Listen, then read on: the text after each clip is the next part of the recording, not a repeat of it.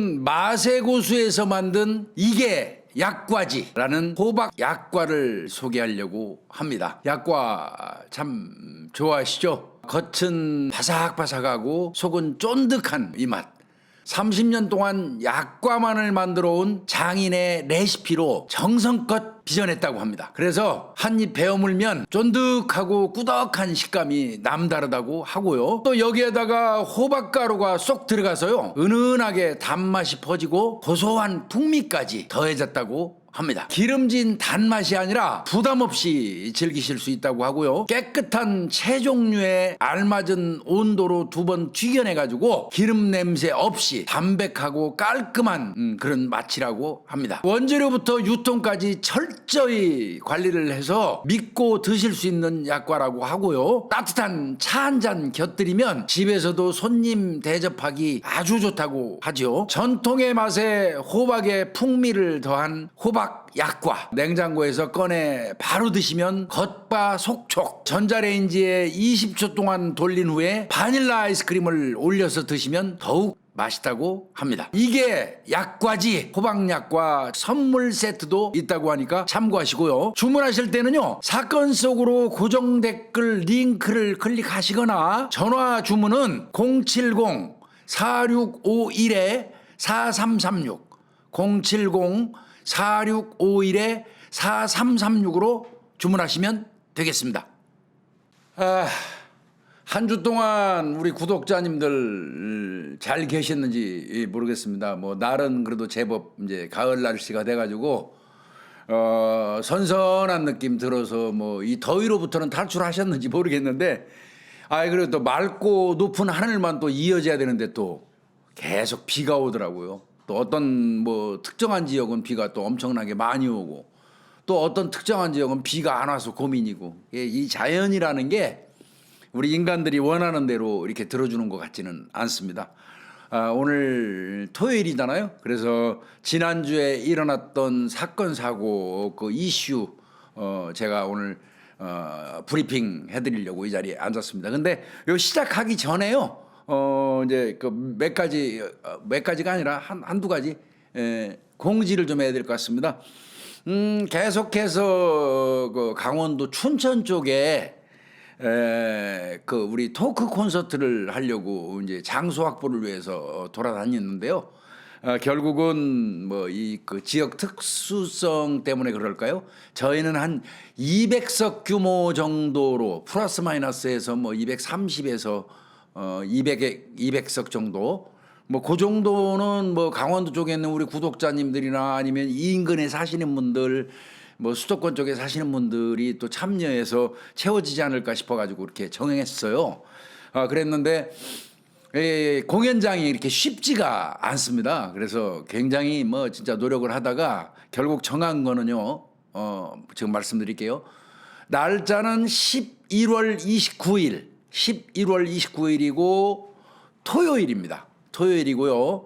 18시부터 20시까지, 저녁 6시부터 저녁 8시까지, 뭐 앞뒤로 뭐 우리끼리 얘기하다 보면 좀 늦어질 수도 있겠죠. 뭐 그런 거 등등 해가지고 시간을 정하고요. 장소는 춘천시 장애인 복지회관으로 정했습니다. 춘천시 장애인 복지회관인데요.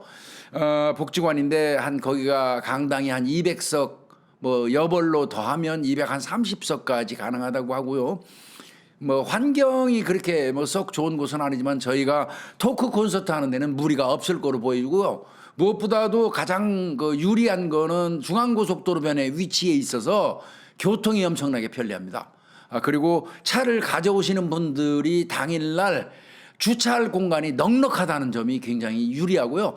끝나고 나와서 그 앞에서 뭐 한적한 야외 비슷하기 때문에 우리끼리 또 따로 어울릴 수 있는 그런 그 한적한 공간도 또 제공되더라고요. 그런 것 등등으로 했으니까 그렇게 알고 계시면 좋겠고요. 뭐 조만간 저희들이 그 티켓을 판매하고 또 어려운 분들, 그 티켓 판매가 어려우신 분들, 인터파크로 할 건데 어려우신 분들을 위해서 따로 전화로 한 50석 정도는 저희가 전화를 받아가지고 연세 드신 분들한테 제공하는 이런 형태를 취할 테니까 그렇게 좀 알고 계시고 많이 참여할 수 있도록 가실 수 있도록 스케줄 조정 좀 해주세요. 예.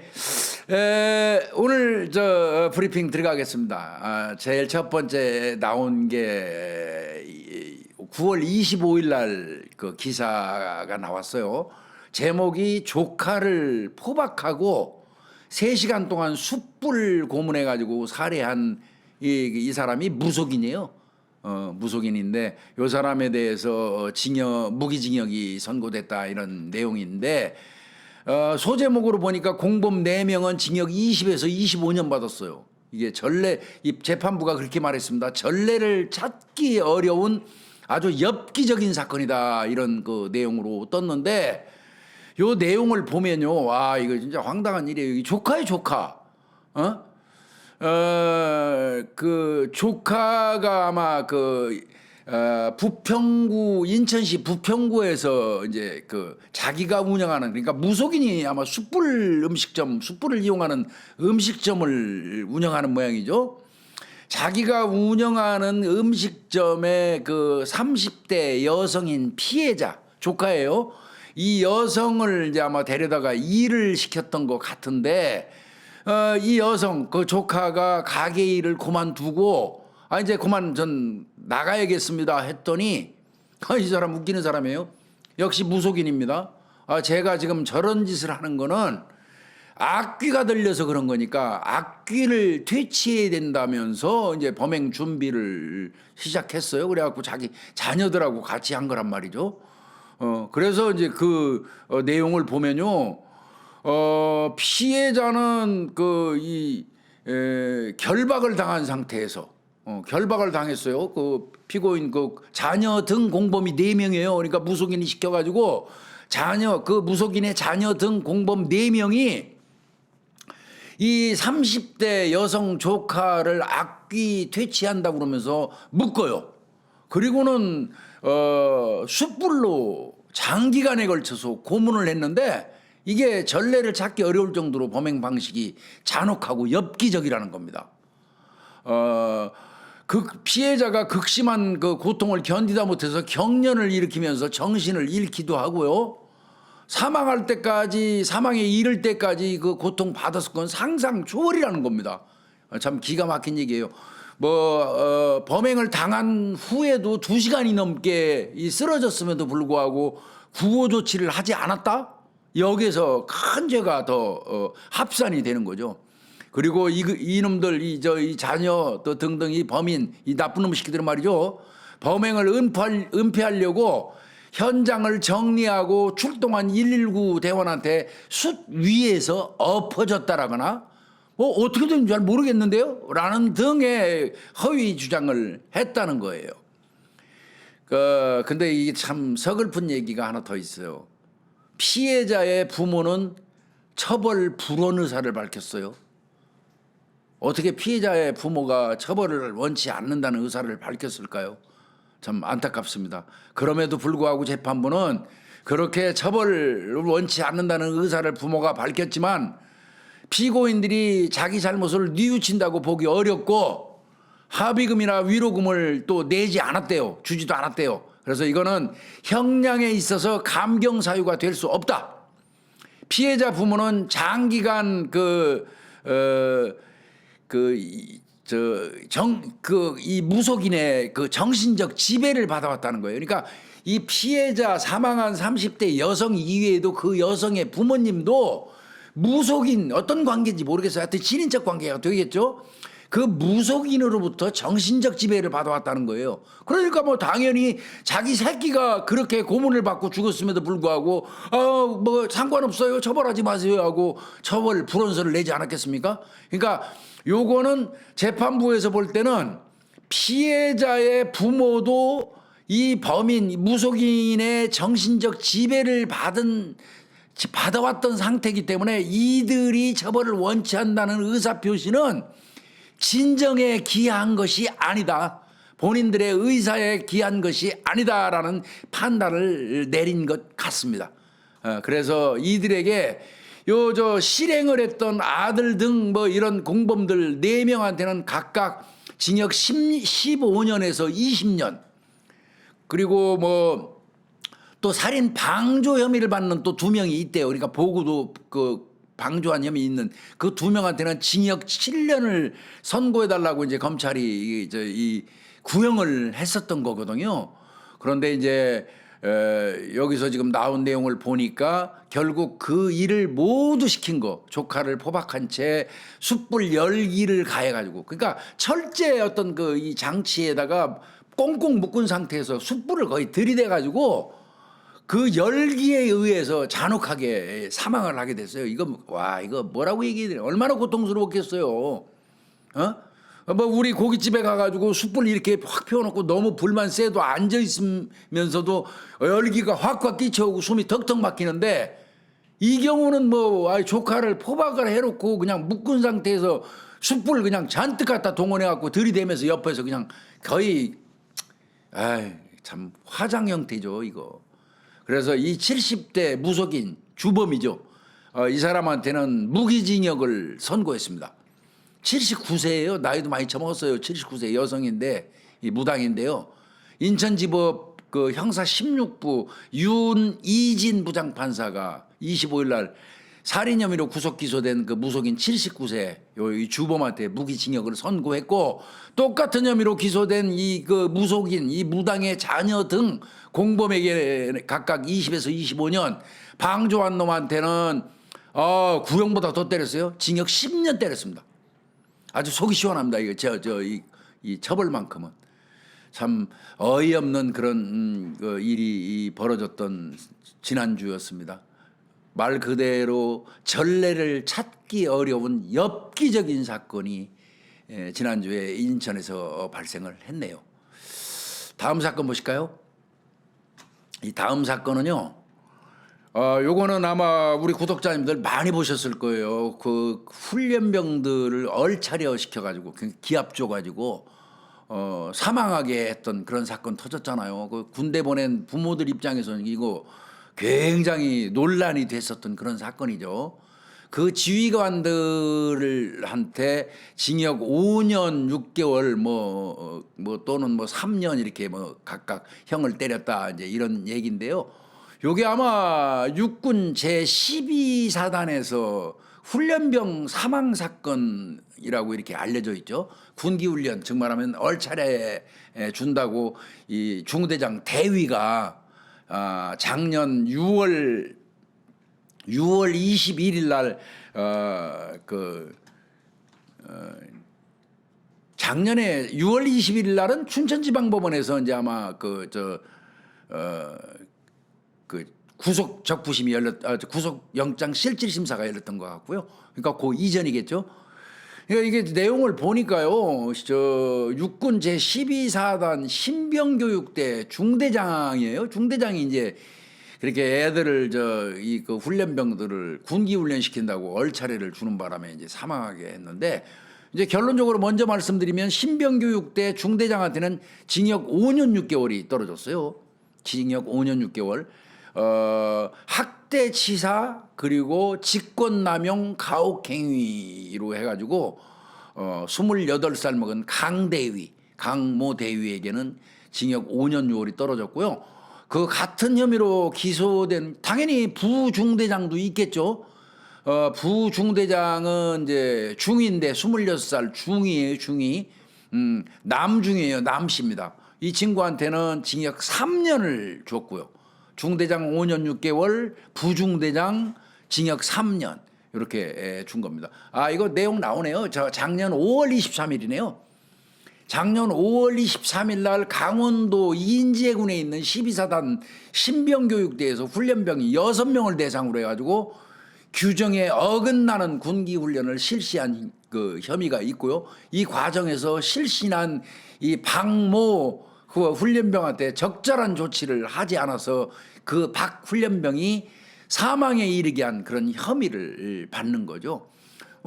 이 사망에 이른 경과 뭐 이런 거를 쭉 수사를 해보니까 이거는 학대 행위로 볼 수 있는 아주 위법한 군기 훈련이었다는 거예요. 그러니까 내가 볼 때는 군기 훈련 얼차려를 빙자한 엄청난 학대 거의 고문 수준의 어떤 그 행위를 했던 걸로 보여집니다.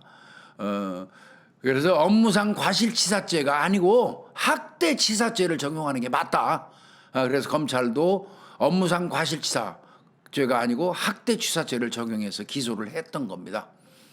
대법원에서 이제 최종심으로 이게 결정이 됐으니까 결과적으로 말씀드리면 중대장 강대위 같은 경우는 징역 5년 6월, 부중대장 남중희 같은 경우는 징역 3년을 확정받은 겁니다. 그렇지만 뭐 이들의 형량이 얼마가 되고 안 되고를 떠나서 그 사망한 내 자식 진짜 낳아서 어엿하게 대한민국 그 국군으로 적합하다고 될 정도의 그 몸을 가진 싱싱한 청년을 군대에 보냈더니 훈련 과정에서 훈련하다 죽은 것도 아니고 기합받다가 사망했다면 이게 부모님 입장에서는 정말 기가 막힌 일 아니겠습니까? 참 이게 5년 6월 3년 받은 거 부모님들이 만족할까요? 또 만족하고 안 하고를 떠나서 떠나간 내 자식은 돌아오지 않는데 그 부모님들의 심정이 어떨지 정말 안타깝습니다. 우리는 뭐 박훈련병 그 명복을 빌 수밖에 없네요. 예. 다음 사건은요. 제목도 살벌해요. 40여 곳의 상처, 극악무도한 범죄. 이런 표현 근래 와서 많이 못 본 것 같아요. 40여 곳의 상처가 있고요. 극악무도한 범죄래요. 그리고 점점점 한 다음에 전 여친 커플을 살해한, 그러면 전 여자친구하고 그 여자친구가 현재 상태 사귀는 남자, 그러니까 커플이 되겠죠. 그럼 두 사람을 살해했다는 얘기예요. 그 두 사람을 살해한 전 애인, 그리고 전 애인의 지금 현재 남자 애인, 이 두 사람을 살해한 30대에게 검찰에서 얘는 살려두면 안 되겠습니다. 사형을 구형했다. 이런 내용입니다. 이 내용을 보면요. 검찰이 과거에 사귀던 여자친구와 그리고 그의 남자친구를 살해한 혐의로 재판에 넘겨진 30대 남성에게 법정 최고형 사형을 구형했다, 이런 내용이 나왔는데, 요 내용을 보면요, 요 신가예요. 신가. 요 30대 요 신가는 지난 5월 4일 날 오전에, 이거는 아마 우리 보도 미리 보셔서 다 아실 거예요. 지난 5월 4일 날 오전에 자기 연인, 전 애인이었죠. 전 연인이었던 그 여성의 주거지인 경기도 이천시에 있는 한 오피스텔로 가가지고 거기에 그 전 연인 여성과 그 여성의 남자친구가 같이 있는 걸 보고 두 사람을 다 흉기로, 아까 말한 것처럼 40여 회 이상 흉기를 휘둘러서 살해한 혐의를 받고 있는 겁니다. 그리고는 뭐 사건 당일날 자기 범행 사실을 가족들한테 털어놓고 자기 딴에는 경찰서에 찾아가서 자수를 했다가 그렇게까지 지가 잘못했다고 해놓고요. 이후에 경찰에서 조사하고 법정에 쓰는 과정 뭐 등등해서 정당방위를 주장하면서 범행을 부인했던 아주 모렴치한 인간입니다. 이제 그 인간에 대한 이 검찰의 구형이 지금 사형으로 나왔다는 이야기입니다. 요거는 지금 재판이 수원지방법원 여주지원 형사 1부 안재훈 부장판사 심리로 열리고 있는데요. 여기에서 검찰이 이렇게 말했어요. 이 사건은 피고인이 사귀었던 여자친구의 이별 통보를 받아들이지 못하고 그 여성의 주거지를 찾아가 폭행 행위를 지속하고 여자친구와 일면식도 없는 남성을 살해한 극단적인 인명 경시 범행이라고 언급을 했어요. 그러면서 피고인은 범행 전에 급소 부위를 조사하고, 급소를 조사를 했대요. 미리 범행 도구도 검색을 했고요. 그게 계획범죄 똑 떨어지는 것 같습니다. 또 이틀 전엔 피해자의 주거지에 침입을 하는 등 철저히 범행을 계획했다. 피해자에게서 40여 곳의 상처가 확인이 되고 범행 현장의 참혹함은 말로 다 할 수 없는데도 사체 옆에서 담배를 피우는 등 이 나쁜 새끼네 이거 용납할 수 없는 행동을 보였다. 이런데도 용서를 구하기는커녕 피해자에게 책임을 전가하는 뻔뻔한 태도를 보이는 등 범행을 뉘우치는 태도 자체를 아예 찾아볼 수가 없다는 겁니다. 참혹한 범행, 그 다음에 범행 후의 정황 등으로 볼 때 이 사람은 교화 가능성 또 인간성 회복을 얘한테 기대하기 어렵다. 이거 우리하고 같이 살면 안 된다는 거 이거 정리하자는 거죠. 우리 주변에서. 그러면서 극악무도한 피고인을 사회로부터 영원히 격리해서 죄책에 상응하는 사형을 선고해달라 이런 구형이었던 거예요. 근데 요 신과 요 놈의 변호인은요, 피고인은 피해 여성과 사소한 다툼으로 헤어져 가지고 다시 만날 수 있다고 생각을 했대요. 그런데 다툼 과정에서 흉기를 몇 번 찌른 거지 살해 범행을 안 했다고 선처해달라고 이거 뭐 뒤지도 않는 소리 변론이라고 했네요. 요거는 조만간 아마 재판부에서 이거 2명이나 살해를 했는데 이거 뭐 사형 선고한 거 근데 뭐 대한민국에는 뭐 사형 없으니까 무기징역 떨어지지 않을까 싶긴 한데 정말 이런 새끼도 있네요. 이게 정말 요즘 이별범죄 하지만 정말 이게 우리 주변에서 너무 요즘에 자주 일어나니까 안타깝습니다. 다음 사건 볼까요? 요거는 또 제목은 이거예요. 입원하는 중에 택시를 몰고 아이를 태운 뒤 고의 사고를 내고 신고하면 20억 포상 뭐 이게 뭔 소리인지 좀 내용 잘 모르시겠죠? 뭐 보험 사기 관련된 얘기예요. 자기 미성년자 자녀를 태운 뒤에 그러니까 애를 태워요. 그리고 고의로 사고를 냅니다. 그러면 자기 아이를 태우고 지가 차를 끌고 가다가 앞에서 오는 차 같은 거하고 추돌 하면서 고의 사고를 내는 거 아니에요. 그러면 이제 아이 치료비까지 받아먹을 수 있다는 거잖아요. 이 세상에 어떤 부모가 사고 내는 과정에서 아이가 잘못되면 어떡하려고 그런 행동을 하는 부모가 이 세상에 어디 있습니까? 이건 인간도 아니에요. 제가 볼 때는 보험 사기 자체를 떠나서 미성년 자기 자녀를 범죄 도구로 이용하는 이런 비정한 부모라면 이게 무슨 부모입니까? 이거 쓰레기지. 미성년자 자녀를 태운 뒤에 고의로 사고를 내서 보험금을 더 뜯어내고 가벼운 사고로 병원에 그냥 조그만 사고 났는데도 병원에 입원해가지고 이제 일당 챙기고 돈 뜯어내려고 그러는 거죠. 이랬던 택시기사입니다. 택시기사. 그런데 그 와중에도 또 돈은 벌고 싶었나 봐요. 이제 가벼운 사고로 병원에 입원해갖고 나중에 보험사로부터 돈 좀 뜯어내고 하려고 이제 입원했다가 돈은 좀 벌고 싶었나 보죠. 그래서 또 택시를 끌고 나가갖고 손님 태우다 딱 걸려드는 겁니다. 이런 비양심적인 인간이냐고요. 요 보험 사기하는 과정은 이렇게 저 동영상에 떴더라고요.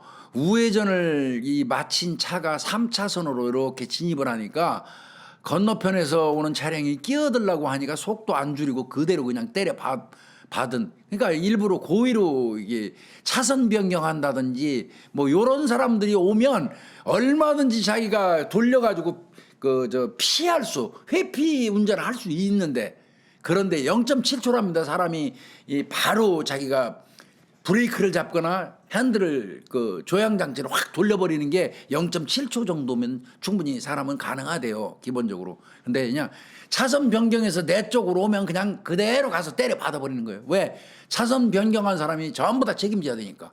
그러면 지는 병원에 입원하고 치료비도 받고 합의금도 받으려고. 그리고 그때 그 10대 자녀를 자기 차에 태웠기 때문에 애가 다쳤다는 것까지 해가지고 이제 협박을 해서 뭐 보니까 대충 줄 잡아서 30번 넘게 그런 식으로 합의금을 받아냈대요. 그러니까 아이는 졸지의 아버지의 보험 사기 도구가 된 거죠.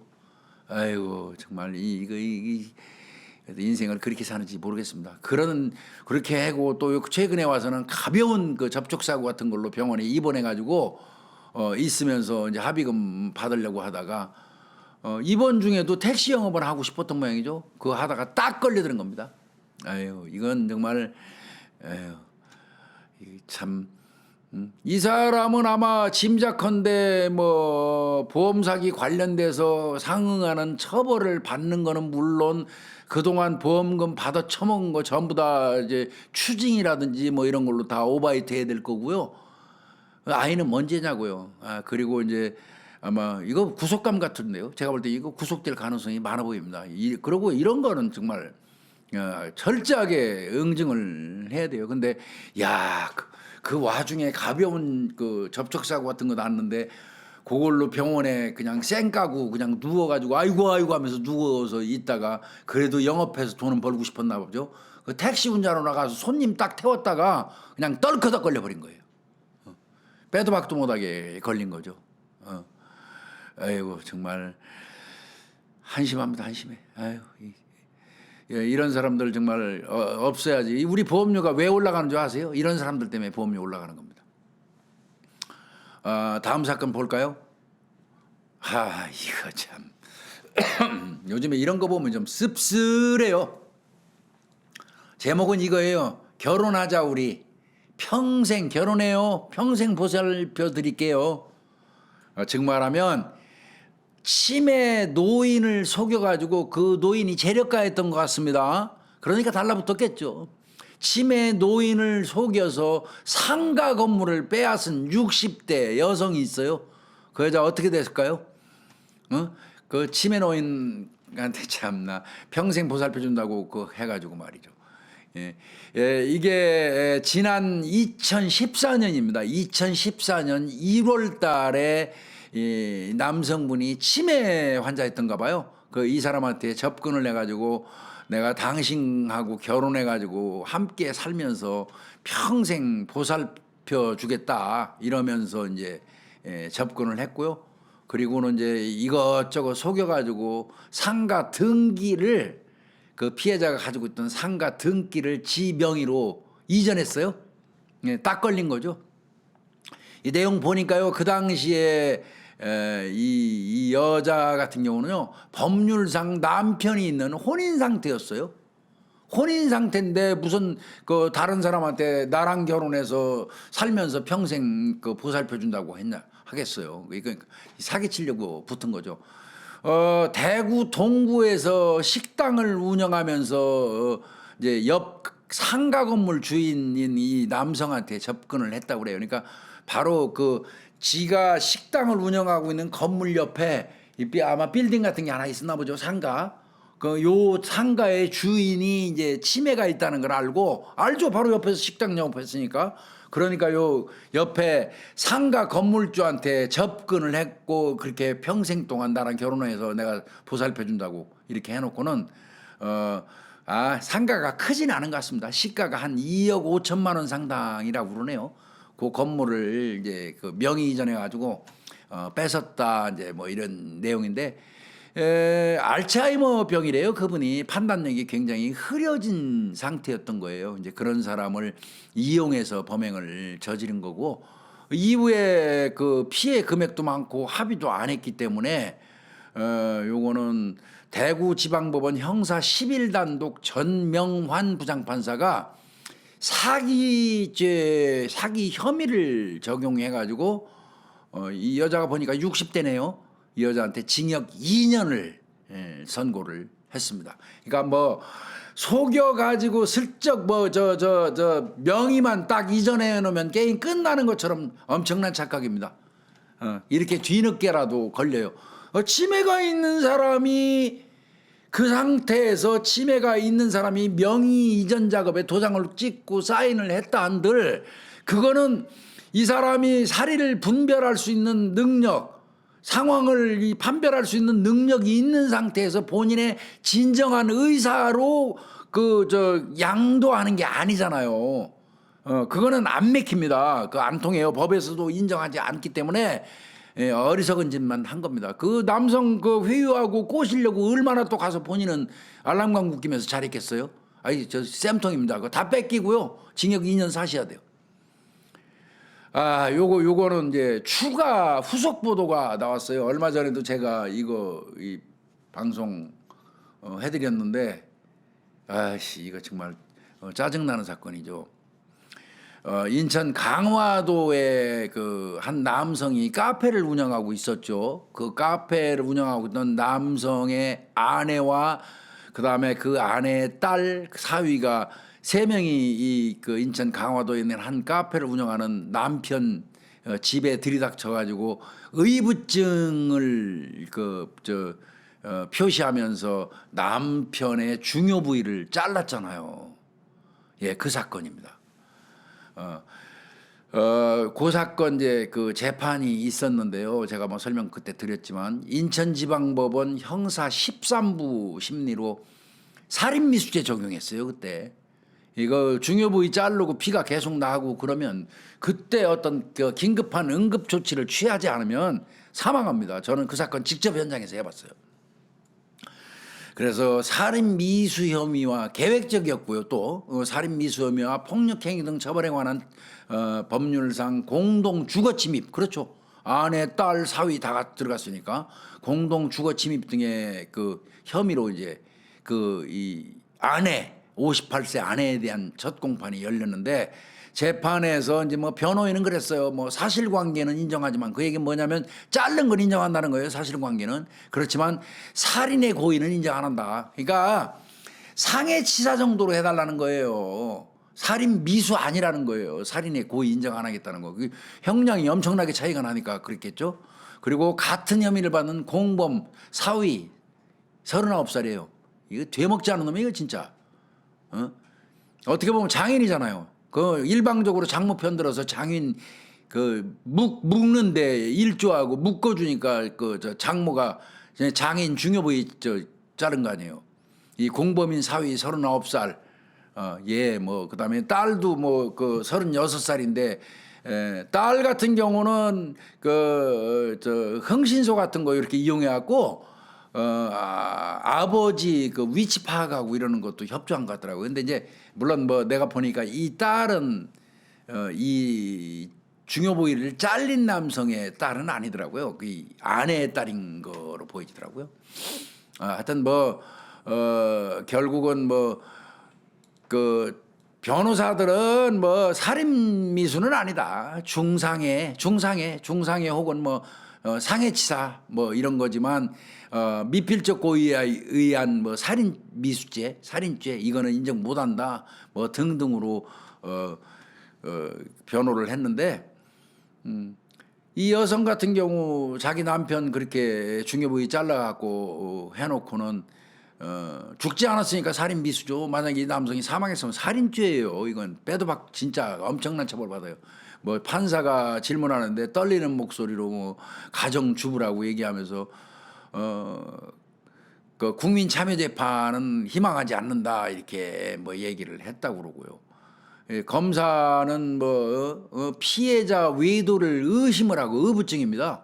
그 근무지를 찾아가서 사진을 찍는 등 이상한 행동을 했다면서 이에 피해자가 주거지를 나가서 돌아오지 않는 상태가 되니까 흥신소를 이용해서 피해자를 찾아가지고 이제 간 거예요. 그래서 중요 부위를 잘라서 변기에 버려버렸습니다. 내린 것 같습니다. 그래서 이 여성 같은 경우, 이 아내 같은 경우는 50여 회 정도 하체 아래 부위를 찔렀대요. 그리고는 이 사위라는 놈은 팔로 껴안아서 꼼짝 못하게 하고 그 사이에 이 중요 부위를 잘라가지고 변기에 버렸. 아우 너무 잔혹해가지고 말이야 이거. 아주 이 진짜 잔혹한 사건인데 이거 일단은 뭐 어찌됐건 존속살인 미수가 아니고 일반 살인죄 미수죄가 적용됐다고 그러는데 내용 보니까요.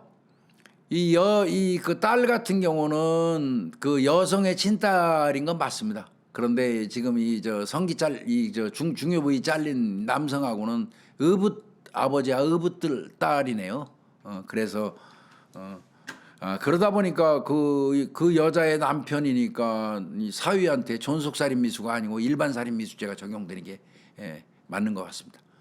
그렇게 적용이 됐습니다. 이거는 아마 짐작컨대 형량 엄청 세게 나올 겁니다. 이거는 아마 추후에 다시 한번 형량을 좀 브리핑을 저희가 해드려야 될 것 같습니다. 근데 참 아무리 그래도 난 이게 그 전에 이제 그런 사건 한 2건 정도 있었어요. 미국에서 그 보비트 성기 절단 사건이 터지자마자 그것도 무슨 유행병처럼 우리나라에도 그냥 급작스럽게 그 비슷한 사건이 몇 개가 주주죽 터져가지고 시끄러웠던 그런 기억이 있네요. 요거는 재판 결과 나오면 다시 한번 브리핑 해드리도록 하겠습니다. 다음 사건은요. 이건 속상해서 말이죠.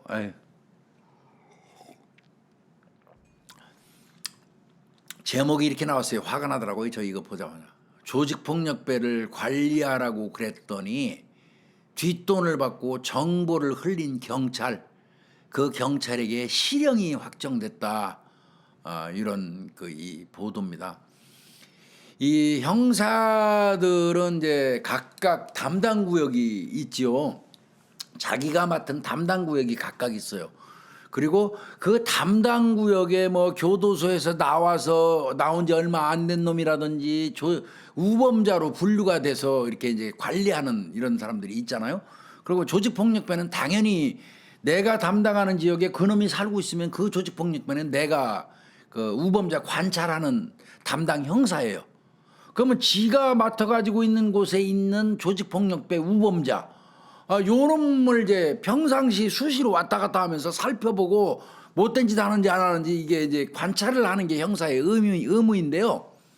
요거를 하는 건 커녕 형사라는 놈의 새끼가 오히려 그 우범자한테 뒷돈을 받고 야 니네들 연관된 니네 조폭 그 조직하고 연관된 무슨 사건을 어디 형사가 하고 있던데 이런 거 등등 수사 정보를 흘려준 거예요. 그러니까 수사 정보를 흘려주고 돈을 받아 처먹은 그것도 경찰 간부예요. 이런 새끼는 진짜 이 대한민국 경찰의 역적입니다. 역적. 징역형을 확정받았다는 그런 내용이에요. 이 내용을 보니까 9월 24일 날 대법원 3부입니다. 최종심까지 갔네요. 주심은 노경필 대법관인데 얘한테 적용된 그 죄명이 뭐냐면 특가법상에 특정범죄 가중처벌법상에 그 뇌물 받아 처먹었잖아요. 뇌물 혐의로 재판에 넘겨졌는데 경감 그러니까 무궁화 2개예요.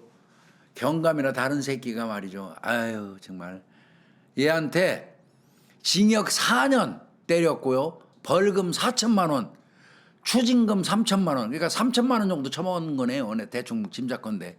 그래서 징역 4년, 벌금 4천만 원, 추징금 3천만 원을 선고한 원심 판결을 최근 확정했다. 그러니까 최종심이에요.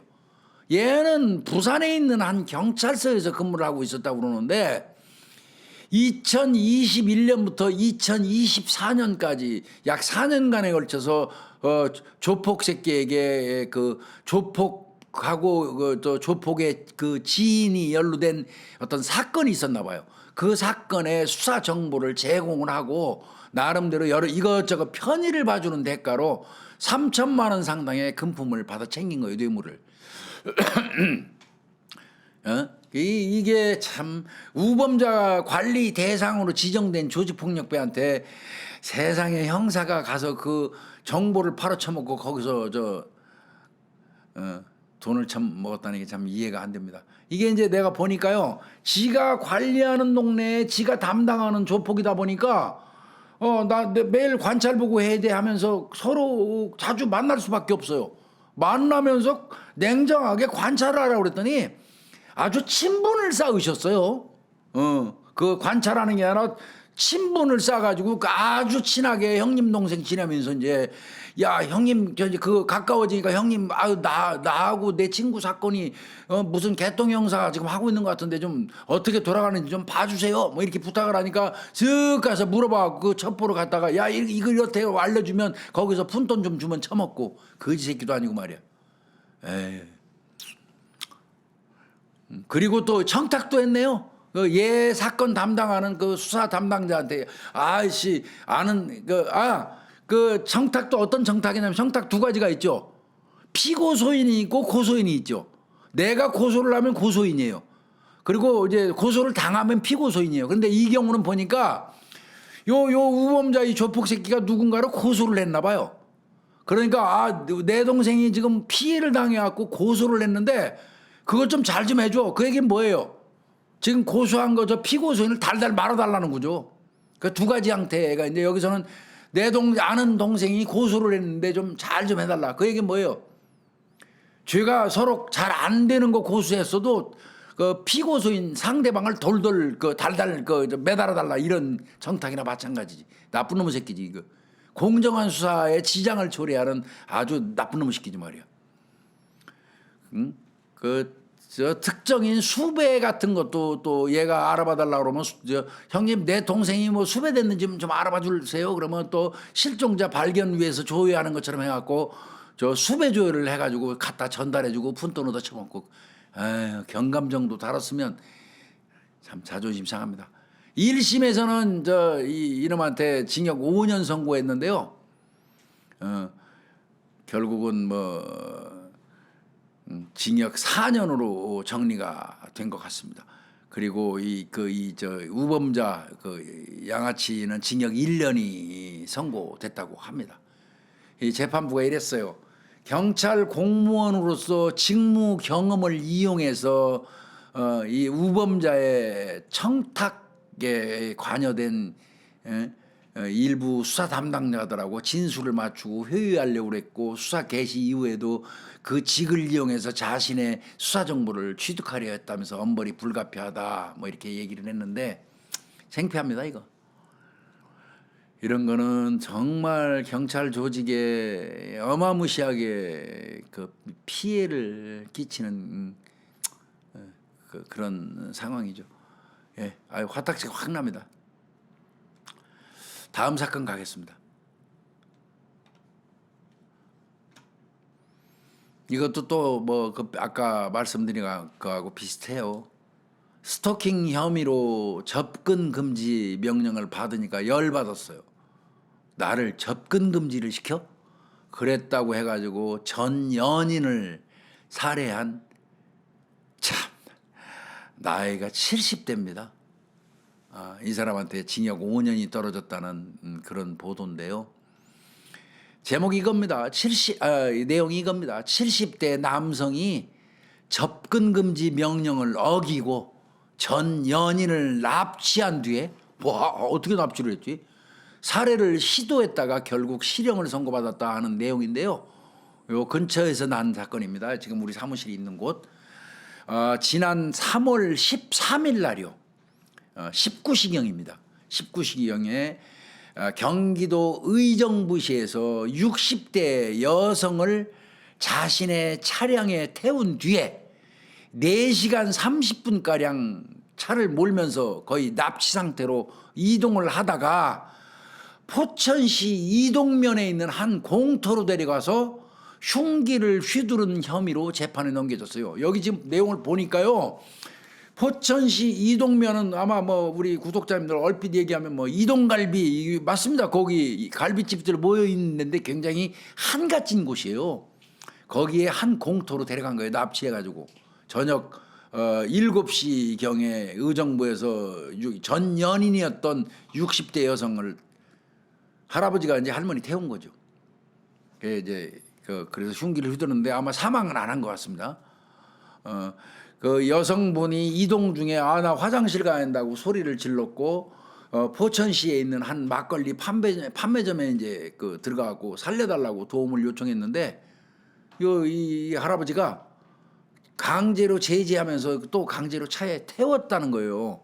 그래서 이 판매점 직원이 그나마 막걸리 판매점 직원이 112에 신고를 해가지고 이게 처리가 된 거예요. 112에 신고를 했고 경찰이 추적 끝에 그 이동면에 있는 아까 한 공터 주차된 차 안에서 흉기 휘둘르고 있던 어이 나쁜 새끼 그 나이 처먹어서 현행범으로 체포한 겁니다. 이거 만약에 경찰이 막걸리 그 판매점에 있는 직원이 경찰한테 잽싸게 신고 안 했고 경찰이 저 동선 추적해 갖고 빨리 조금 늦었으면 그 차 안에서 죽었을 것 같아요.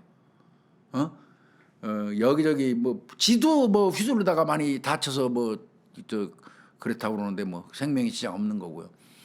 이게 이 저 70대 이 사람은 과거에도 스토킹 혐의로 11월 달 작년 11월 올해 2월 두 차례에 걸쳐서 법원에서 이 여성분한테 접근 금지 명령까지 받은 거예요.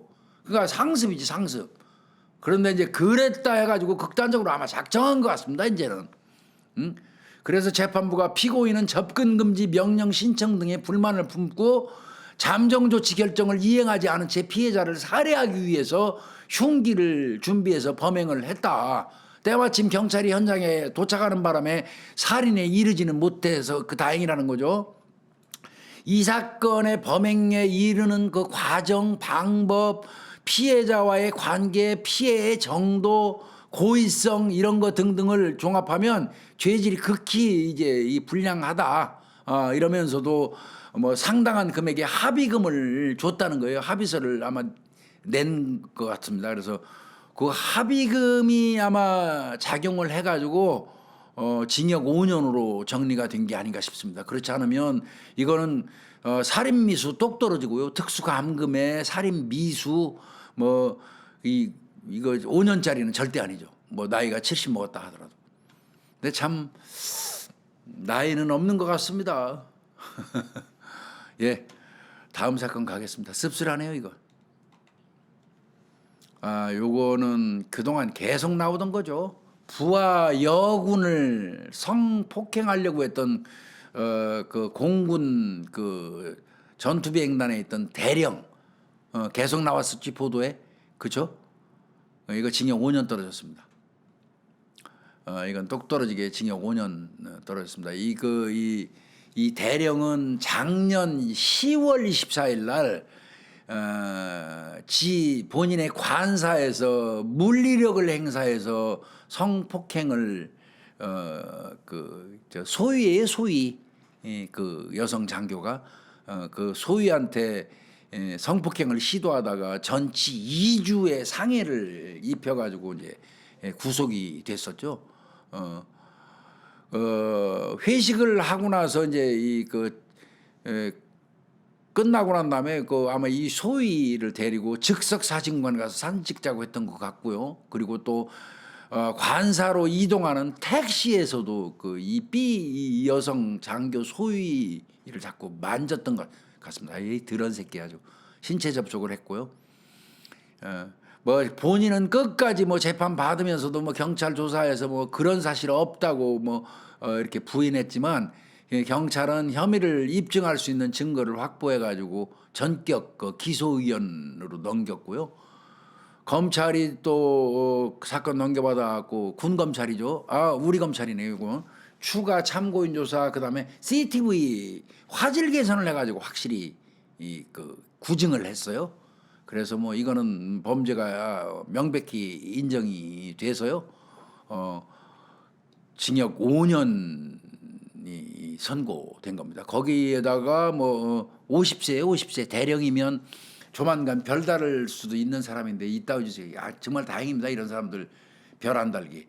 청주지방법원 형사 11부에 스태지영 부장판사가 있는데 징역 5년 때리고요. 그러니까 군인 등 강간치상입니다. 군인은 군인이 꼭 붙어요. 군인 등 강간치상 강제추행 혐의로 구속 기소가 됐고요.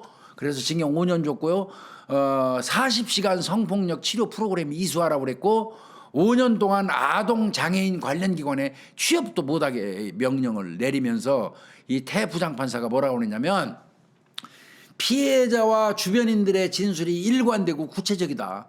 피해자가 동료들에게 보낸 하소연 문자예요. 이 소위가 피해자가 동료들에게 보낸 문자 메시지, CCTV 등 객관적인 증거도 피해자가 진술한 내용에 부합한다. 이 사건은 군 기강 확립에도 중대한 악영향을 미칠 수 있어서 비난 가능성이 크다. 피해자는 상당한 충격을 받았을 것으로 보이는 점, 피고인은 피해자로부터 용서받지 못한 점 등을 고려해서 5년 들어가 살아라 이 새끼야. 이제 이런 내용입니다.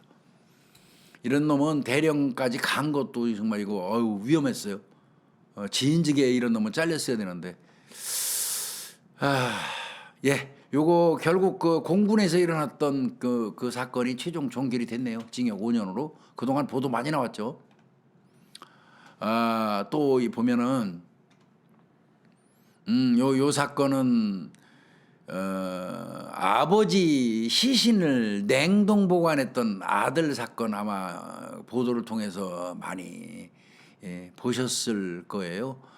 아들 이 씨죠. 아들 이 씨가 2023년 4월 달에 경기도 이천시에서 혼자 살고 있는 70대 아버지 집에를 갑니다. 그 이천으로 갔어요. 아버지 집에.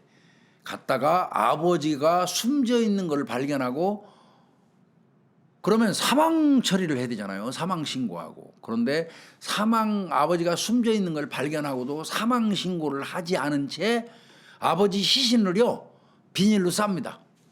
비닐로 싸가지고 김치 냉장고에 넣어서 자그마치 1년 7개월 동안 아버지의 시체를 보관을 하다가 적발이 됐어요.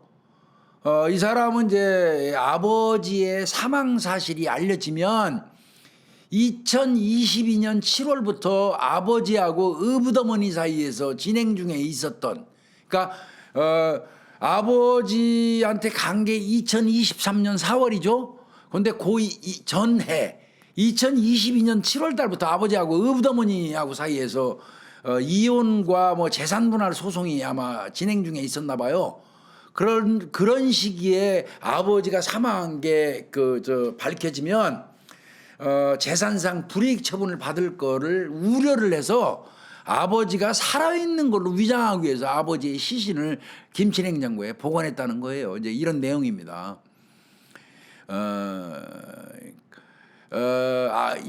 그 이후에 이제 아버지하고 의붓어머니 사이에서 그 소송은 법률 대리인을 통해서 계속 진행이 됐고, 아버지가 사망한 지 1년 만인 지난 4월 달에 대법원에서 확정 판결로 정리가 됐다고 해요.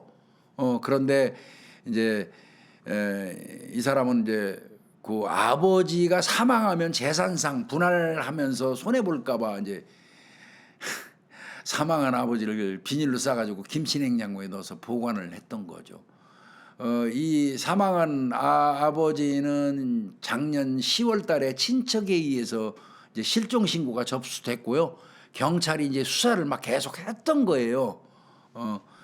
그러니까 이제 이 아들이 자기 아버지 냉장고 넣어놓은 거 이제 민사소송도 끝났으니까 경찰에 자수를 했던 거죠. 네, 그랬던 건데, 수원지방법원 형사 4부 김희석 부장판사가 사체 은닉 혐의로 이제 그 재판에 회부된 이 사람에 대해서 이제 검찰은 이렇게 말했네요. 검찰은 가족 간의 신뢰관계와 인간의 존엄성을 철저히 무시한 행위라면서 이제 얘기를 했고, 피고인은 수사 과정에서도 범행을 부인하면서 축소 진술하다가 수사기관으로부터 객관적 증거를 제시받으면 진술을 변경하면서 범행을 반성하고 있지 않다. 뭐 이렇게 얘기를 했는데, 요 내용은 범인 시체 은닉, 그러니까 시체 은닉죄 하나밖에 적용이 되지 않을 것 같습니다. 결국 1심에서 징역 3년을 선고받았는데요. 항소심에서는 검찰은 1심부터 시종일관 얘 나쁜 놈이니까 더 처벌해 주세요. 그때 구형했던 게 10년이에요. 10년. 1심에서도 징역 10년을 구형했는데 재판부에서는 징역 3년 줬었거든요. 근데 항소심에서도 지금 현재 검찰은 징역 10년 줘야 된다고 또 주장하는 거예요. 그럼 또 2심 판사가 여기 수원지방법원 형사 항소 4부의 김희석 부장판사가 또 검찰은 10년 주랬는데 얼마 줄지 모르겠습니다. 3년 이상은 주겠죠. 예, 그런. 야, 근데 아니 아무리 돈이 좋아도요. 돈이 걸려 있는 문제라고 하더라도 아버지 집에 방문했더니 아버지가 사망했는데 그 아버지를 재판에서 유리한 판결 받겠다고 살아있는 걸로 위장하겠다고 아버지를 비닐로 싸서 김치 냉장고에 넣어서 보관할 정도면 이렇게 비정하고 인간 같지 않은 자식이 어디 있어요 이거. 그것도 나이가 40대인데 정말 잔인한 사건이 너무 자주 나는 것 같습니다. 우리 사회에. 서글픕니다 이거. 다음 사건 볼까요? 요거는 아까 남편 중요 부위 그 절단했던 그 내용이라 여기 생략하고요. 요 내용 다음 이 보도가 전 제목만 보고 이렇게 봤어요. 판사는 울었다? 판사가 울었다. 요즘에 판사는 울었다. 요즘 판사 우는 거 보지도 못했지만 판사는 울었다. 생활고의 두 아들 생명 뺏은 40대 무기징역 선고하면서 그러니까 판사가 울은 거는 범인 새끼 40대 범인 놈을 보고 울은 게 아니고요. 그 놈에 의해서 목숨을 빼앗긴 그 놈의 아들 두 생명이 안타까워서 울은 것 같습니다. 내용 볼까요? 이거 아마 우리 구독자님들 다 보셔서 알 거예요. 지난 6월 2일 날 전남 진도항에서 일가족 4명이 탄 승용차가 바다로 추락했죠. 그래서 그 과정에서 여성 그 아내도 죽고 아이들 둘도 죽고 40대 가장 한 놈만 살아나왔죠. 그놈한테 무기징역을 줬다 그런 내용인데요. 이게 지난 6월 1일 날 01시 12분이에요. 새벽 01시 12분경에 가족여행을 빙자해서 떠났어요. 그래서 간 곳이 전남 진도군 진도항입니다. 그 진도항에서 자기 아내는 49살이에요. 그 다음에 두 아들은 16살, 18살이에요. 다 키웠습니다. 든든했겠습니다. 아들 둘 낳아놓고 18, 16. 그런데 지가 운전을 하고 남편이 운전하고 49살 아내 옆에 태우고 두 아들 뒷자리 태운 상태에서 그대로 그냥 진도항에서 바다로 돌진해 버렸습니다. 그리고 차가 가라앉았는데 본인은 미리 열어뒀겠죠. 일정 부분 열어둔 창문을 통해서 빠져나왔어요. 지는 이제 그래서 무슨 사고로 위장을 하고자 했던 것 같은데 이게 요즘에 잘 맥힙니까? 안 맥히죠? 이제 경찰이나 검찰에서 수사하는 과정에서 추궁 들어갔고 결국은 이게 빚이 엄청 많았다고 합니다. 이 사람이 빚이 많아서 고민을 했대요. 고민을 하다가 어차피 아내 되시는 분은 지병이 있대요. 지병. 그 지병이 있는 부인하고 두 아들을 살해한 다음에 이제 사전에 그러니까 아내하고는요 공모를 한 것 같습니다. 그냥 우리 다 같이 죽자 이런 식으로 그랬던 것 같습니다. 아내는 알았던 걸로 보는데 근데 아내분도 사망했기 때문에 얘가 말하는 대로 진짜 실제로 서로 사전에 협의가 됐는지 여부는 그건 100% 맞다 그 주장할 수는 없습니다. 그러니까 지병이 있던 부인과 두 아들을 살해하고 동반자살하기로 동반자살이라는 말은 없죠. 이건 동반자살이라는 말 용어 써서도 안 되고 이건 가족여행을 빙자해서 전남의 곳곳을 방문을 했고 범행 전에 이제 이 못돼 못는 요놈이 수면제가 든 음료수를 아이들한테 먹인 거예요. 그러니까 아이들이 골아 떨어졌겠죠. 그래서 이 재판부가 이렇게 얘기했어요. 피해 아들들은 목숨을 잃는 순간까지도 자신들이 가장 사랑했던 부모가 자신들을 살해했다는 생각을 못했을 것이다. 피고인과 부인은 자녀들의 맹목적 신뢰를 이용해서 자신들을 믿고 따르던 자녀들을 죽음에 이르게 했다. 피고인은 바다에 빠진 뒤 바닷물을 조금 마시고 숨이 막히는 답답함을 느끼자마자 혼자 살겠다고 유유히 헤엄쳐 나왔다. 만약 피고인이 범행을 후회하고 곧바로 피해자를 구출했다면, 바다에서 나오자마자 주변에 구조 요청을 했다면 만에 하나 이런 결과가 발생하지 않았을 수도 있다. 이게 범행 끝나고 난 다음에 지인은 홀로 기어나와 가지고요. 자기 지인 차를 불러갖고 차 타고 도망가요. 그랬다가 딴 데서 잡히잖아요. 이런 행적 등등을 볼 때 자신의 아들들을 살해하고 자신도 같이 자살을 하려고 했다는 변명이 진실인지 그 자체가 의문이 든다. 뭐 이렇게 얘기를 했습니다. 무기징역입니다. 이 부인의 자살을 방조하고 두 아이의 생명을 뺏은 이 비정한 아버지는 결국은 광주지방법원 형사 12부 박재성 재판장에 의해서 살인, 자살 방조 혐의로 무기징역을 선고받았습니다. 이게 인간도 아니죠. 결국 이 사건은 무기징역으로 종료가 됐네요. 결과는 저는 모르고 있었는데 사건 난 건 알고 있었고. 다음 사건 좀 볼까요? 이것도 또 마찬가지예요. 20여 년 전에 10살짜리를 성폭행했던, 그리고 살해했던 그놈이 복역한 이후에 기 나와서 또 범행했다는 얘기예요. 그러니까 이게 정말 이건 그냥 읽어드리는 게 편할 것 같습니다. 20여 년 전에 초등학생 남자아이를 성폭행하고 살해한 혐의로 중형을 선고받았던 30대가 출소한 뒤에 또 비슷한 범행을 저질러 재판에 넘겨졌다. 이게 이제 대전지방법원 제11형사부에서 한 건데요. 지난 6월 달에 알바를 하면서 알게 됐던 30대 남성을 여러 차례에 걸쳐서 추행을 하고 폭행을 했던 혐의로 기소가 된 놈에 대한 공판을 열었어요. 이때요, 30대 같이 아르바이트 알바하던 30대 남성한테 어떤 식으로 겁주면서 추행했냐면, 지가 차고 있는 자랑스러운 전자발찌를 보여줘요. 그러면서 나 사람 죽여가지고 교도소 다녀왔거든. 이러면서 위력을 과시하고 겁을 주고 가지고 같이 알바하던 30대 남성이 살인범 새끼잖아요. 그러니까 겁을 먹어가지고 그 새끼가 만지고 주행을 해도 어떻게 대응을 못했던 것 같습니다. 그런데 이제 그 혐의로 이 새끼가 이제 그 법정에 구속 기소가 됐는데, 법정에서는 뭐 내가 일방적으로 주행한 게 아니고 양해를 구했대요. 양해를 구하고 만졌대요. 꼭 이 남성인데 남성을 대상으로 하는 좀 이상한 범죄자입니다.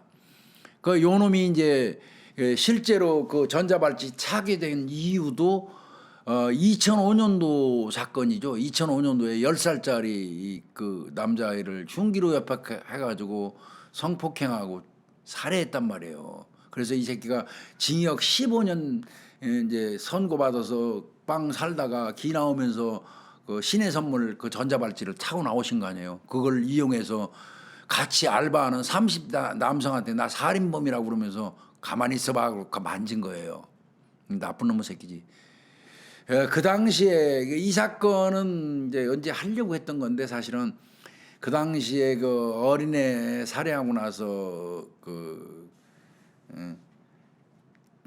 어린애 시신을 나무 관 같은 걸로 덮고 흉기 갖다가 숨기고 지는 과일을 사갖고 태연하게 집에 기 들어가던 그런 모습이 선한 사건입니다. 이게 그때는 이 새끼가 16살 나이였기 때문에 그나마 15년밖에 안 받은 거예요. 맥시멈형으로. 그리고 이제 16살에 기어 들어갔다가 이제 기어 나왔으니까 31살 아니에요. 15년 풀로 살고 나와서. 그런데 또 이런 짓을 했다는 그런 내용입니다. 이 새끼 이번 기회에 아주 오래 살았으면 좋겠습니다. 이거 나오면 안 될 놈입니다. 제가 볼 때 이거 관리 잘해야 될 것 같습니다. 다음 사건 가겠습니다. 이거 또 이상한 아줌마 얘기예요. 이거는 이런 일도 있네요. 길거리를 남자 고등학생들이 가고 있는데 40대 아줌마가 싹 다가와요. 그러더니 야, 나랑 내가 돈 줄 테니까 나랑 술 먹으러 가자. 이런 내용으로 법에 회부 법정에 회부됐어요. 여기 보면요, 길에서 자기 친구들하고 그 대화 중이던 그 학생한테 5월 6일 날에 지난 5월 6일 날 저녁 8시 20분경에 광주시 남구에 있는 한 도로에서 이제 남자 고등학생 2명이 이렇게 이제 지들끼리 얘기하고 있는 거예요. 그런데 이 40대 아줌마가 딱 다가가더니 내가 돈 줄 테니까 나랑 같이 가서 같이 술 먹자고 제안을 해요. 그러니까 아이들이 우리 학생이에요 이러면서 거절을 했거든요. 그러니까 이 여자가 5만 원을 탁 꺼내들면서 함께 술 마시면 이 돈 줄게. 예. 그러면서 학생들을 끼고 강제로 인근 술집으로 가려고 시도를 했어요. 잡아 끌고 애들은 버티고 그게 한 20여 분간에 걸쳐서 실랑이가 벌어졌다는 겁니다. 그러다가 이제 또 뭐 오줌 마려 어떤 모양이죠. 화장실 간 사이에 이제 이 아이들이 이제 그 자리를 피했던 것 같은데 이 혐의로 이 혐의로 강요 미수죄가 적용된 겁니다. 강요 미수죄. 그래서 이 여자는 이제 경찰에 이제 넘어가 조사 받고 불구속 기소가 된 것 같습니다. 그래서 재판을 받았는데 재판부가 왜 학생들 술자리 당신 그 어린애들을 데려가려고 하느냐 이렇게 질문하니까 끝까지 대답은 안 했다고 그러고요. 뭐 다만 뭐 이 사람이 뭐 자백하고 반성도 하고 있고 또 그런 그 동일 수법 그 전과도 없대요. 그리고 범행이 성공은 못했잖아요. 미수에 그쳤잖아요. 강요, 미수 이런 거 등등을 참고해가지고 이 여성한테 징역 4개월에 집행유예 1년을 선고하면서 정리가 됐습니다. 이 아줌마 도대체 뭘까요? 아주 특이한 사건이어서 한번 골라봤습니다. 남편하고 드시면 되죠. 남편하고. 네. 그리고 성인하고 가서 먹어야지. 왜 고등학생들을 끌고 와 술 먹으려고. 다음 사건 볼까요? 요거 나쁜 새끼 요거 얘기도 해야 되겠습니다. 이 출근하던 이웃집 여성이에요. 그 이웃집 여성을 강제로 끌고 가서 성폭행을 하려고 했던 50대 남성이 구속됐다 이런 내용인데요. 9월 24일 날이에요. 엊그제입니다. 9월 24일 날 07시경입니다. 아침 7시경에 서울 노원구에 있는 한 다세대 주택에서 이웃 주민 그 여성이 출근을 하려고 나섰는데 그 여성의 입을 수건으로 막고 지 집으로 끌고 들어가려고 했던 그런 혐의를 받아요. 그러니까 이 여성분이 소리를 지르면서 강하게 저항을 했고 그러니까 이 새끼가 이제 범행을 멈추고 도망을 갔는데 바로 이 여성분이 가가지고 인근 파출소에다가 이제 그 도망을 갔고요.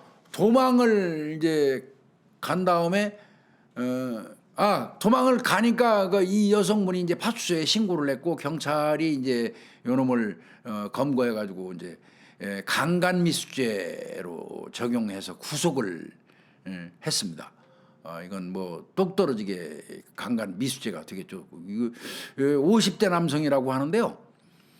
아마 짐작컨대 이 이웃의 이 여성분이 아침 7시 정도면 출근한다는 걸 미리 봐둔 것 같습니다. 나이가 50대라는데 그래가지고 그 여성을 봐두고 있다가 자기 집으로 꽉 끌고 들어가서 어떤 성폭행을 하려다가 지금 이런 범행을 저지른 것 같은데 그러니까 이제 이 사건이 나오고 나니까 이 여성 같은 경우는 그 옆에 살 수가 없잖아요. 무서워서. 그래서 뭐 피해자한테 임시 숙소를 제공하는 등 필요한 조치에 나섰다고 하고요. 요놈은 아마 그 재판에 회부되면 상당히 큰 형량을 받을 걸로 보여집니다. 이게 얼마나 이게 무서운 세상이 된 거예요. 그러니까 바로 이웃집 남성이 이런 짓을 하니 말이죠. 다음 사건 볼까요? 이거 이거 정말 이거 쪽팔리죠. 정말 창피합니다 이거. 그 전에도 이런 게 있었죠. 해외 성매매 관광, 해외여행 그 붐을 타고 활기를 치고 있다 뭐 이렇게 얘기했는데 이 내용 보니까요. 여러분들 이런 얘기 들어보셨어요? 자기들끼리 SNS를 주고받으면서 이런 내용의 글을 올려요. 도서 몇 권 훑어보고 한 권 빌려왔네요. 도서 책이에요 책. 도서 책 몇 권을 훑어보고 살펴보고 훑어보고 한 권 빌려왔다는 거니까 도서관 같은 데 가서 책 몇 권을 훑어보고 그중에 보고 싶은 책을 한 권 빌려왔다 그런 의미 같이 들리잖아요. 그런데 이 말이 책을 빌려왔다는 뜻이 아니라는 겁니다. 해외에 있는 유흥업소에서 여러 여성 가운데 한 명을 업소 밖으로 데리고 나왔다는 은어라는 거예요. 이거를 아주 이제 진짜 제가 한마디만 할게요. 꼴값하고 앉아 있는 거예요. 꼴값. 이걸 뭐 은어고 용어라고 써요. 꼴값 잔치하고 있는 거지. 못난 새끼 못난 짓 하는 거지. 팬데믹 기간에 이제 해외 여행이 굉장히 자제되고 있다가 요즘에 폭발적으로 증가하면서 이제 많이 늘었죠. 이 틈을 이용해서 외국에 나가가지고 성매매를 하는 관광객이 급격히 늘었다 하는 내용의 보도이고요. 이 나가서 성매매하는 새끼들이 인터넷 카페 같은 데서 정보를 서로 교환하면서 성매매를 적극적으로 나서고 있다는 거예요. 그 과정에서 나온 얘기가 도서 몇 권 훑어보고 한 권 가지고 나왔다 그 내용이 거기에 실린 겁니다. 이 검색에 안 걸리려고 은어를 쓰면서 정보를 교환하고 또 단속 당할까봐 수시로 카페명을 바꿔가면서 일반 여행 동아리인 것처럼 이렇게 위장도 한다는 겁니다. 그리고 저 회원들은요 반드시 그 사진이 포함된 후기를 또 올리게 해가지고 본대요. 그러면서 지들 그 보안 관리 철저히 하고요. 과거에는 이런 이 성매매 관광의 그 주 무대가 됐던 곳이 뭐 어떻게 보면 한국 사람들 제일 많이 나갔던 태국하고 베트남이었었거든요. 태국하고 베트남이었다면 최근에는요 좀 바뀌었습니다. 라오스하고 미얀마, 캄보디아로 확산되는 분위기라고 합니다. 그 현지 여행 업계에 따르면 라오스 루앙프라방 저도 갔다 온 데인데요. 루앙프라방에는 이미 수십 개의 클럽이 성업 중이래요. 성매매 업소가. 거기 현지 여성 수백 명이 관광객을 상대로 호객 행위를 벌이고 있다는 겁니다. 그래서 요 문제의 심각성을 인지하고 라오스 주 라오스 한국 대사관이 성매매 관련 경고문을 내기에 이르렀다고 해요. 라오스 내에 있는 일부 한국인들의 성매매 관광이 문제로 불거지자 주 라오스 한국 대사관은 18일 홈페이지 공지문을 통해서 성매매는 국가 이미지를 심각하게 실추시키는 불법 행위며 라오스 동포사회의 신뢰를 무너뜨린다 이렇게 경고를 했어요. 이건 정말 창피한 일입니다. 이 새끼들 그거 가서 하다 어떤 식으로 처벌받을 수 있냐면요. 라오스 형법은 성매매 종사자하고 성적 서비스를 구매한 모든 그러니까 구매자 제공하는 사람 그러니까 양 당사자를요 성매매 종사자하고 성적 서비스를 구매한 사람 성을 돈 주고 산 사람까지 모두 형사처벌 양벌 규정입니다. 우리나라랑 똑같아요. 성을 파는 사람 성을 사는 사람 양벌 규정으로 다 처벌을 하고요. 라오스도 같아요. 특히 인신매매 피해자를 대상으로 하는 성매매를 하는 경우는 동의 여부고 나발이고 관계없이 그냥 인신매매로 그냥 봐버려요. 그래서 징역 5년에서 10년 정도 주고요. 벌금도 더 때리고 거기에다가 재산도 몰수해버린답니다. 신세 조질 수 있어요. 그러니까 좀 정신 바짝 차리고 어떻게 외국 겨나가서 그걸 생각하냐. 진짜 가서 구경하는 것도 제정신이 아니고 하루 종일 피곤할 텐데 말이야.